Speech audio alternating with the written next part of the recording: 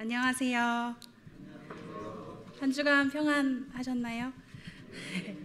주중에 눈이 아주 많이 오고 날씨가 추웠습니다. 저는 빽빽한 주택가 근처에 사는데요. 응단을진 골목까지는 아직 눈이 녹지 않은 곳도 있더라고요. 그래서 몸을 잔뜩 움츠리고 종종 걸음으로 걸어 다녔습니다. 몸이 움츠러든다고 마음까지 움츠러드는 건 아닐까 하는 생각으로 한 주를 보낸 것 같아요. 먼저 저를 처음 보는 분이 계실 것 같아서 앞서 소개해 주셨지만 제 소개를 짧게 드리려고 합니다. 저는 목사 안수를 위해서 교단 신학교인 감리교 협성신학대학원에서 지금 신학을 공부하고 있고요. 서대문역 여기 세계교회 반대편 쪽으로 길 건너에 있는 감리교 여성지도력 개발원이라는 곳에서 교회 여성들을 위한 운동을 하고 있는 활동가이기도 하고 NCCK에서 교육위원을 맡고 있기도 합니다. 올해 하반기에 세길호석 장학생으로 선발되어서 지난 10월부터 세길에서 함께 예배를 드리고 있습니다. 동시에 세길교회 교회학교 교육을 담당하게 됐습니다. 한 달 전쯤인가요? 장학생으로 왔으니까 올해가 가기 전에 설교를 한번 꼭 하셔야 한다. 듣고 안 하면 안 될까요? 정말 너무 부담스럽고 싫었습니다. 왜냐하면 제가 처음 인사드릴 때도 드렸던 말씀인데요. 저는 세길에 숨어있던 샤이한 팬이었거든요. 그래서 세길에서 하시는 사역들과 세길이 한국교회에 주는 존재성과 의미 또 방향성에 대해서 공감하면서 멀리서 지켜보고 있었습니다. 그래서 세길의 팬으로서 제가 감히 세길에서 설교를 할 수 있는 깜냥이나 되는 사람일까 하는 생각이 들었습니다. 또 부담스러웠던 이유가 하나 더 있어요. 제가 책으로 뵙던 분들이 실제로 계시는 거예요. 같이 웃으면서 막 김밥 드셨던 분이 나중에 알고 보니까 그분이셨다고 하는 순간도 몇 번 있었고요. 그러니까 저는 기존에 여기 서시는 대단한 역할을 하시는 분들처럼은 될 수 없으니까 그냥 교회학교 담당자로서 제가 어떤 생각을 가지고 있는 사람인지 또 우리 손주가 만났을 때 괜찮은 사람일까 하는 생각이 드실 테니까 그냥 저를 솔직하게 보여드리는 자리라고 생각하고 이 자리에 섰습니다. 제가 세계교회에 처음 왔을 때 반갑게 인사하시면서 해주셨던 말씀들 중에 자주 들었던 이야기가 있어요. 어떤 말일지 짐작이 가시나요? 어머, 젊은 사람이네. 너무 반가워요. 젊은 사람이 여기 어떻게 왔어요? 그런 말씀을 되게 자주 하시더라고요. 그리고 나서 주위를 둘러보니까 제 또래 분들이 많이 계시지는 않아서 조금 속상하기도 했습니다. 그래서 젊은 청년 또래인 저를 보고 반가워 하시는구나 하는 생각도 들었고요. 또 교회학교를 준비하면서 인상 깊었던 이야기를 잠시 나눌까 해요. 지난 11월에 교회학교 학부모님들과 모여서 이야기하는 간담회 시간을 잠깐 가졌었거든요. 온라인 모임에서 오프라인 모임 예배로 이제 전환하는 중간에 잠시 멈춰서 학부모님들과 앞으로 어떻게 교회학교를 꾸려가면 좋을까 하는 이야기를 나누었어요. 많은 이야기들이 오가다가 본인들이 학생이었을 시절 이야기를 하시더라고요. 정확하진 않지만 이런 내용이었습니다. 저희도 세길 안에서 잘 컸어요. 이런 이야기를 하시더라고요. 세길 안에서 많은 분들로부터 좋은 영향을 받아서 컸다라는 뜻이었겠죠. 그리고 걱정 담긴 목소리로 이런 말씀도 하셨어요. 세길 진짜 좋은데 제가 어떻게 애들한테 설명해야 할지 모르겠어요. 교회에 어떻게 같이 가자고 해야 할지 모르겠어요. 라고 하시더라고요. 사실 이건 세길만의 문제는 아닐 겁니다. 청소년, 청년뿐 아니라 기독교인, 신앙이 있거나 종교를 가진 사람들 자체가 줄고 있는 세상이니까요. 신을 믿거나 어떤 가치와 신념을 따르는 것이 좋아 보이거나 대단해 보이지 않는 세상이 되었습니다. 그런데 사실 교회는 기독교라는 종교이기도 하지만 동시에 공동체이기도 하잖아요. 교회, 에클레시아라는 말은 모임, 성회, 어셈블리라는 뜻입니다. 그래서 초대교회 그리스도인들한테 교회라는 것은 모인다는 것 그 자체였습니다. 그래서 그들한테 모인다는 것은 그 자체로 교회를 드러내고 모임 자체가 목적을 실현하는 것이었어요. 그래서 초대교회 그리스도인들은 당시 타 종교인들한테 무신론자라고 비난받기도 했습니다. 초대교회가 일반적이고 전통적인 의미에서 당시 종교라고 불리는 것과 달랐기 때문입니다. 한마디로 종교적인 것으로부터 자유로웠다는 것이죠. 또한 초대교회 그리스도인들은 당시에 만연했던 엄숙한 제사에 익숙했던 사람들과 다르게 성스러운 장소나 예배 자체에는 큰 관심이 없었습니다. 예수를 믿고 예수 그리스도를 믿고 따르는 사람들이 모인다는 것 그 자체로 충분했기 때문입니다. 초대교회 공동체가 세겔이랑 많이 닮지 않았나 하는 생각이 설교를 준비하면서 들었어요. 그래서 오늘은 교회는 신앙 공동체다라는 것에 초점을 맞추어서 교회 학교와 연결지어서 이야기를 조금 풀어가 볼까 합니다. 하나님은 우리를 혼자서 살라고 부르지 않으셨죠. 홀로 외롭게 살지 않도록 공동체로 더불어 살도록 창조했습니다. 인간을 고립된 단독자나 타인과의 교제를 단절한 상태로 만들지 않으셨습니다. 존 웨스트호프라는 신학자가 이렇게 말했어요. 공동체적 존재로 창조된 인간은 타인과 더불어 상호적으로 관계하여 자유와 책임감을 가지고 살아가야 한다. 또한 공동체적 존재로서 창조된 인간은 공동체에 속하지 못하는 사람들을 돌보아야 하는 사명이 있다라고 말했습니다. 만일 누군가가 힘들거나 상처 입고 고통받고 소외되거나 혹은 평등과 정의가 부정된다면 어려움을 겪는 그 사람뿐만이 아니라 우리 모든 사람들이 완전한 인간, 창조된 공동체로서의 존재적 인간으로 살아가는 것을 방해받고 있다는 의미입니다. 하나님도 인간들과 관계를 맺으면서 존재합니다. 그러므로 인간도 하나님과 사귐을 갖듯이 사람들과 함께 더불어 살고 관계를 맺으면서 살아가야 합니다. 웨스트호프는 좀 과격하게 이렇게까지도 얘기해요. 공동체로 살지 않으려는 사람들은 자신의 존재 자체를 부정하는 일이고 타인에 대한 무관심과 태만은 우리가 짓는 죄다라고까지 이야기합니다. 그렇다면 건강한 공동체로 사는 방법은 무엇일까요? 우리가 어떤 모습을 가져야 할까요?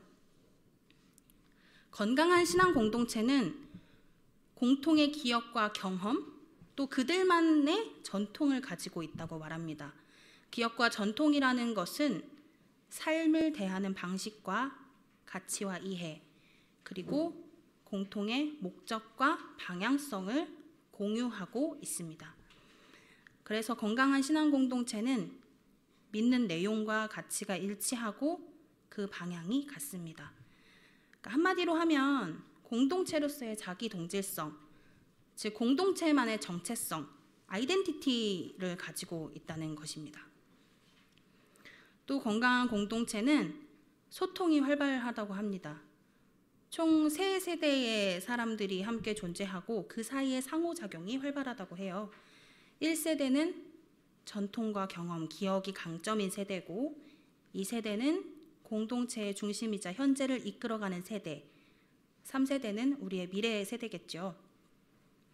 1세대의 전통과 기억으로 만들어진 공동체만의 정체성, 아이덴티티를 가지고 2세대가 이를 배워서 잘 이끌어가고 그다음 3세대가 그 전통과 아이덴티티를 가지고 자라서 미래를 향해 꿈을 꾸면서 나아가야 한다는 것입니다. 너무 잘 아시는 이야기일 것입니다. 잘 아는데 잘 지켜지지 않죠.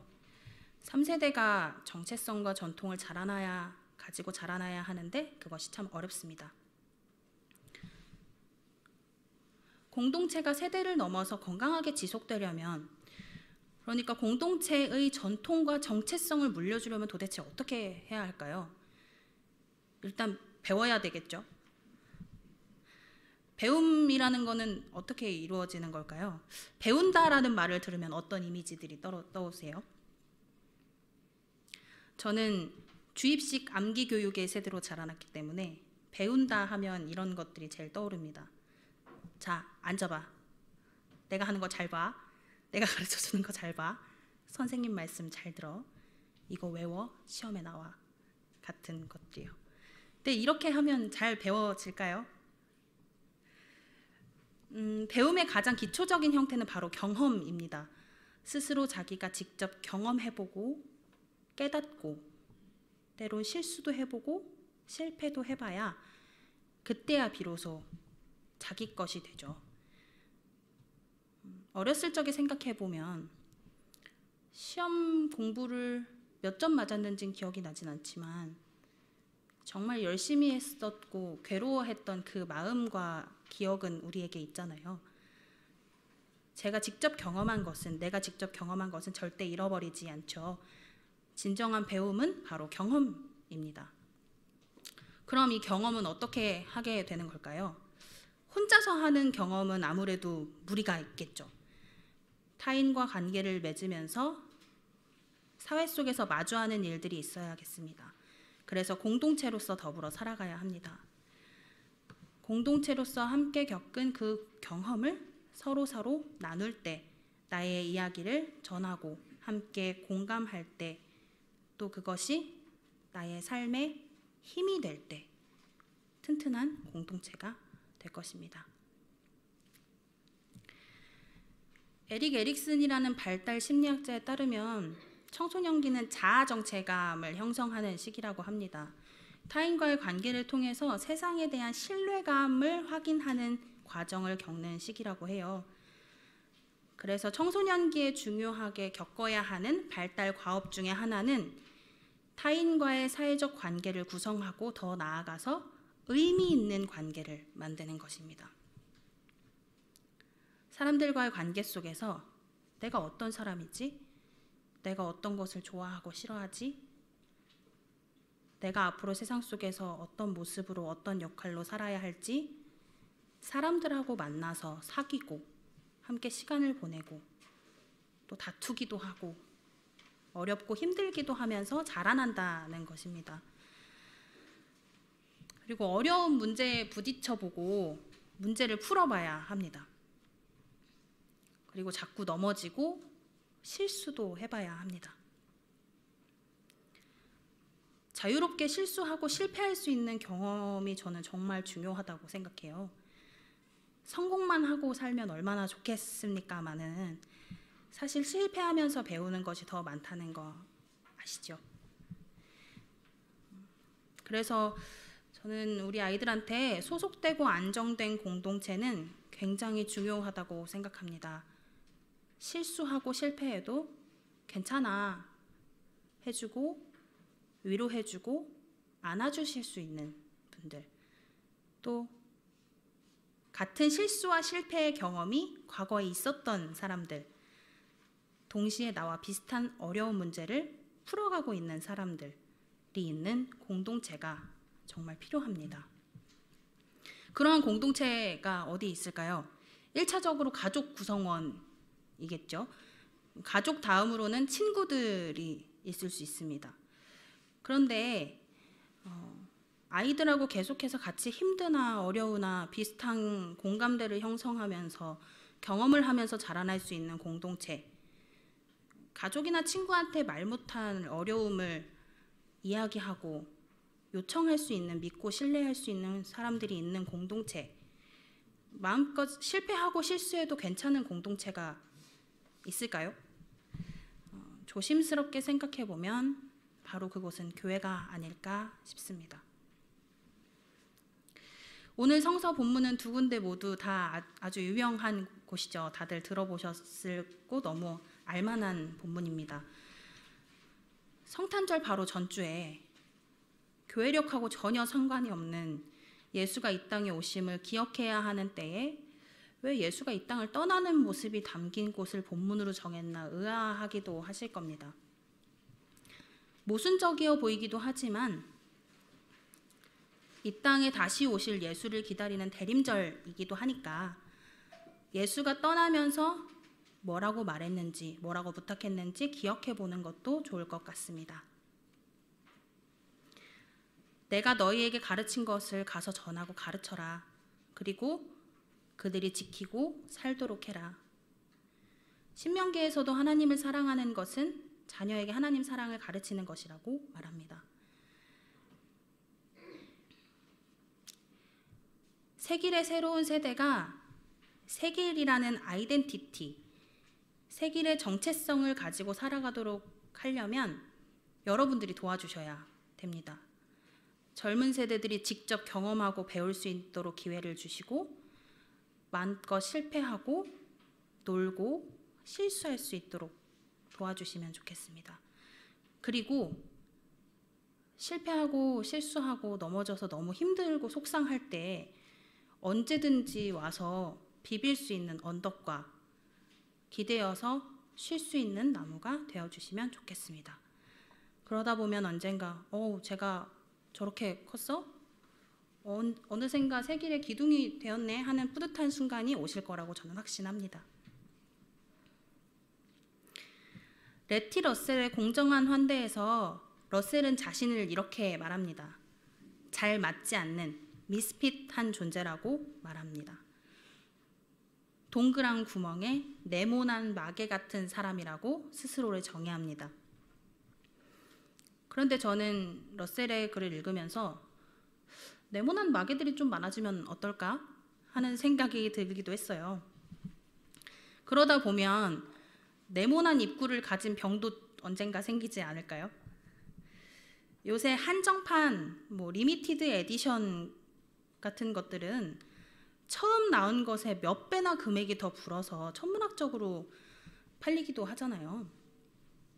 저는 우리 세계 공동체가 지향하는 바가 네모난 입구를 가진 한정판 병을 만드는 일이라고 생각합니다. 그런 자긍심을 또 자존심을 세길의 정체성을 우리 아이들에게 전해주실 수 있도록 같이 도와주시면 좋겠습니다. 사진 한 번만 띄워주시겠어요?